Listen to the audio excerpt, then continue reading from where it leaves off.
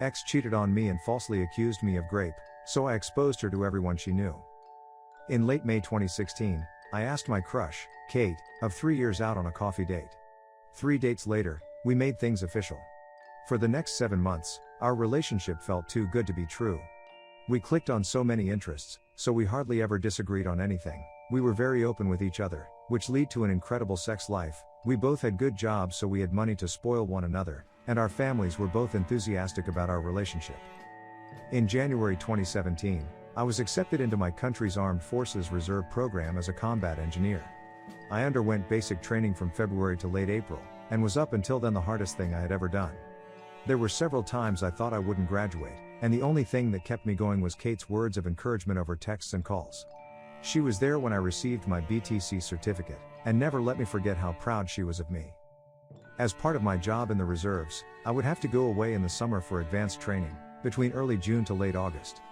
Kate fully supported me going 400 kilometers away to the training center and spending almost our entire summer break on work to further my military career.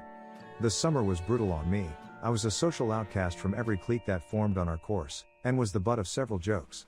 My self-esteem plummeted through the floor, but Kate's belief in me was what made me prevail.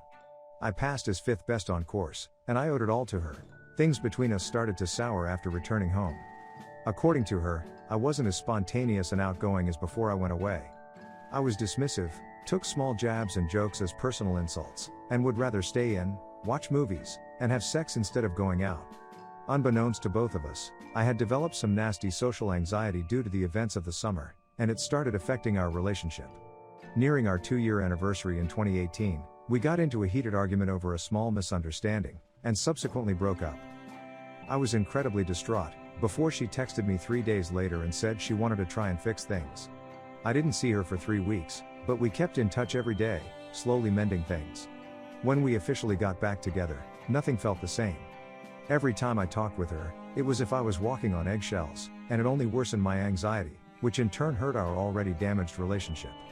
Then things finally came to a head at the end of July. While in school, Kate had met a dude named John. She saw in John what she used to see in me, and they quickly became very close friends. He consoled her through our breakup and every little time I messed up afterwards.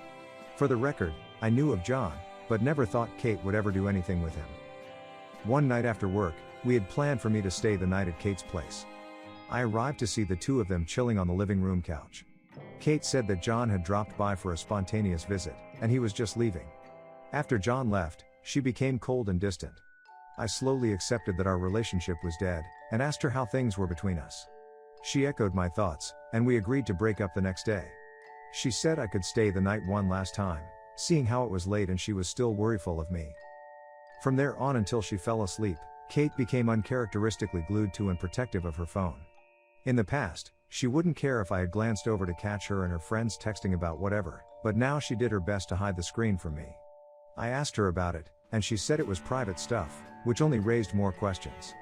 After she fell asleep, curiosity got the better of me. I unlocked her phone, I knew her passcode, and found hundreds of messages between her and John. Messages about how she was now single, how exciting it was that they could now be a couple in public, and laughing at me about every little thing I did. I quietly sobbed as I read through each hurtful text. My crying wasn't as quiet as I thought. Kate stirred, and once she realized what I was doing, she threw a fit. I couldn't find the anger or words to combat her, so I just grabbed my stuff and left, with Kate shouting and yelling at me the whole time. It was late in the morning when I got home. I just broke down and ugly cried all night. I called in sick from work the next day, and spent it sulking in my bed. The day after, I got several angry texts from Kate's friends and family. In a bid to save her image and denounce anything I might say about her, she told anyone she knew that I had forced myself upon her that night in one last attempt to get some before we broke up, and left after the deed was done. Though what I had done was scarring, she refused to press charges because she didn't want to make a circus of her life in court and was the bigger person by doing so. I spent the next few months in fear that her allegation would have me discharged from the army and my image forever tarnished, but nothing ever happened. 5 months afterwards, Kate DM'd me. After pleasantries, she basically apologized for the whole thing, and actually admitted to faking it, though she would never publicly admit it to save her own reputation. My image, be damned. This angered me, but I kept cool. I screenshot the texts and continued talking with her. Over the next 3 months, she entered into a cycle of events as follows. Complain about a current life situation, usually about John screwing up in their relationship in one way or another, and asking for advice. Lamenting our relationship, how I never screwed up like John did, how she wished we could go back to the way things were, blah blah blah.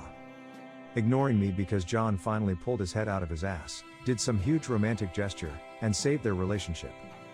Going on a smear campaign on social media about our relationship, employing her friends for help, knowing in full that I would see it all, and trying to bait me into an argument. It would work, she would try to turn the argument around and paint me as the bad guy, and then block me for about a month, before repeating the cycle. This happened 3 times like clockwork, and always left me burned out and broken, but a part of me wanted it to happen. Each time it did, I took screenshots of every damning thing she said. I had a full SD card of everything I compiled before I finally decided it was time. Making several picture copies of the worst text messages I caught, I bought several manila envelopes and mailed them to everyone I thought would matter to Kate, her parents, grandparents, extended family she was super close with, best friends, work boss, co-workers, teachers, whoever I could find a mailing address for. I made sure that anyone getting the envelope would know that the texts were between me and Kate, and sent them off. Within 3 weeks, I got results. Some of the people who messaged me to shame and insult me before now apologized for their words. My favorite was from her own parents, who went on to say that they were deeply sorry about their daughter's behavior, how they raised her to be better than how she acted, and to please not pursue any legal actions. The thought had crossed my mind, but I didn't have the money nor the mental fortitude to fight a legal battle. I told them I'd think about it, and that they'd be the first to know besides Kate if I did. Kate sent me some texts as well, with things like "How could you betray my trust like that, or you ruined my life, you bastard." I didn't reply, I just read every angry text that flew in with a satisfied grin and then blocked her when they stopped. I never fully found out how badly her life was affected by my revenge, but I do know that she dropped out of school and no longer has a job. I hope John was worth it.